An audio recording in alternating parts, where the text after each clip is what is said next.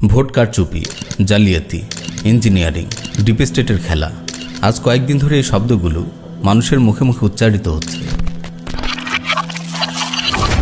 নির্বাচনী প্রচারণায় কত মেহনত, দিনরাত মানুষের দ্বারে দ্বারে ঘুরে বেড়ানো, ভোটের জন্য কত কাকুতি মিনতি, কত নির্ঘুম রাত, কত প্ল্যান প্রোগ্রাম, কত পথসভা, চমকপ্রদ কত ইশতেহার। কিন্তু দিন শেষে মনে হচ্ছে কোনো প্ল্যানই কাজে দিচ্ছে না। কোনো অদৃশ্য শক্তি ভোটের ফলাফলকে নিয়ন্ত্রণ করছে। বিশাল জনসমর্থন থাকা সত্ত্বেও অদ্ভুত এক মেকানিজমের কারণে ভিন্ন কেউ নির্বাচিত হয়ে যাচ্ছে। আসলে এই কুফরি ডেমোক্রেসির পথে যারা ইসলাম প্রতিষ্ঠার স্বপ্ন দেখেছে, যুগে যুগে তারা সবাই এই অদ্ভুত খেলার শিকার হয়েছে। মিশরের ইখওয়ানের ইতিহাস আপনাদের মনে থাকার কথা। বহু প্রচেষ্টার পর একসময় তারা ক্ষমতা লাভ করেছিল। ক্ষমতায় টিকে থাকার জন্য অনেক উদার নীতিও তারা গ্রহণ করেছিল। তারা পশ্চিমাদের অনেকভাবে সন্তুষ্ট করার চেষ্টা করেছে, কিন্তু দিন শেষে তাদের ক্ষমতায় থাকতে দেওয়া হয়নি। গণতান্ত্রিক সিস্টেমের নাটাই যাদের হাতে, সেই অদ্ভুত ডিপ স্টেটের ষড়যন্ত্রে তারা ক্ষমতাচ্যুত হলো। মিশরের সেনাবাহিনী কর্তৃক ইখওয়ানের উপর নেমে এলো জুলুমের অন্ধকার রাত। বন্দী অবস্থায় দুনিয়া থেকে বিদায় নিলেন প্রেসিডেন্ট মোহাম্মদ মুরসি। তিউনিসের আন্নাহদা পার্টিও লাঞ্ছনাদায়ক এই বাস্তবতার শিকার হয়েছিল।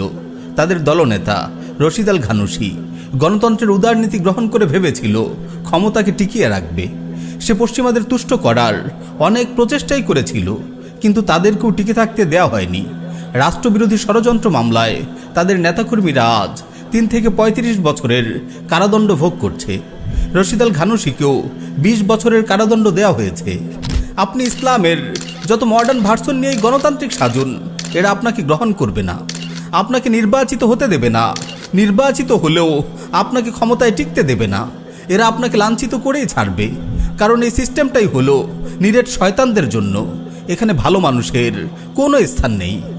আমিরুল মুমিনিন ওমর রাদিয়াল্লাহু তাআলা আনহু কত চমৎকার বলেছেন, নাহনু কওমুন আ'আজ্জানাল্লাহু বিল ইসলাম ফামাহমা বতাগাইনাল ইজ্জাতা ফি গায়রি আযাল্লানাল্লাহ। আমরা সেই জাতি, আল্লাহ আমাদেরকে ইসলামের মাধ্যমে সম্মানিত করেছেন। আমরা যদি ইসলাম ছেড়ে অন্য কোনো উপায়ে সম্মান খুঁজি, তবে আল্লাহ আমাদেরকে অপদস্থ করবেন। আমার প্রিয় মুসলিম ভাই ও বোন, আমাদের অতীত ইতিহাস ছিল অনেক সম্মানের। আমাদের সালাফগণ ইসলামকে পুরোপুরি আঁকড়ে ধরেছিলেন, এজন্য আল্লাহ তাদের বিজয় দিয়েছিলেন। তাদের প্রচেষ্টায় ইসলামের দাওয়া ছড়িয়ে পড়েছিল বিশ্বময়। ইতিহাসের দিকে একটু নজর বুলান, দেখুন দিন কায়েমের জন্য তাদের পথপন্থা কেমন ছিল। হায়, আজ আমরা তাদের পথ থেকে কত দূরে। আমার খুব আফসোস হয়, পশ্চিমাদের তন্ত্রমন্ত্রের বেড়া জালে আজ আমাদের মুসলিমদের মেহনতের কত নির্মম অপচয় হচ্ছে। মিছে মরিচিকার পেছনে আমরা যুগের পর যুগ ছুটে বেড়াচ্ছি, বারবার দংশিত হচ্ছি একই গর্তে। আমাদের এই মেহনতগুলো যদি নববী পন্থায় ব্যয় হতো, আমরা যদি তাওহীদের দাওয়া নিয়ে মানুষের দ্বারে দ্বারে ছুটে বেড়াতাম, ঈমান বিল্লাহ ও কুফর বিত তাগুতের শিক্ষা জনগণের মাঝে ব্যাপকভাবে ছড়িয়ে দিতাম, গণতন্ত্রের অসারতা ও শরিয়ার সৌন্দর্যগুলো জনগণের মাঝে তুলে ধরতাম, তাহলে শরিয়ার শাসন বাস্তবায়নের জন্য সর্বস্তরের মানুষের মাঝে আওয়াজ উঠত। পশ্চিমাদের তন্ত্রমন্ত্রকে তারা পশ্চাতে ছুঁড়ে ফেলত। মুমিনরা জেগে উঠত আল্লাহর জমিনে আল্লাহর বিধান কায়েমের প্রত্যাশায়।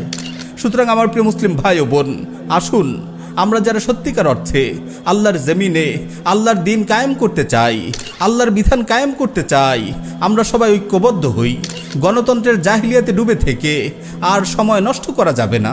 গণতন্ত্রের এই ধোঁকা থেকে সবাই বেরিয়ে আসুন। লাঞ্ছনা অপদস্থতার শিকড়কে সমূলে উপড়ে ফেলুন। দাওয়া ইদাদ ও জিহাদের নববী মানহাজকে আঁকড়ে ধরুন। আল্লাহর জমিনে আল্লাহর বিধান কায়েম করে বেঁচে থাকুন সম্মানের সাথে।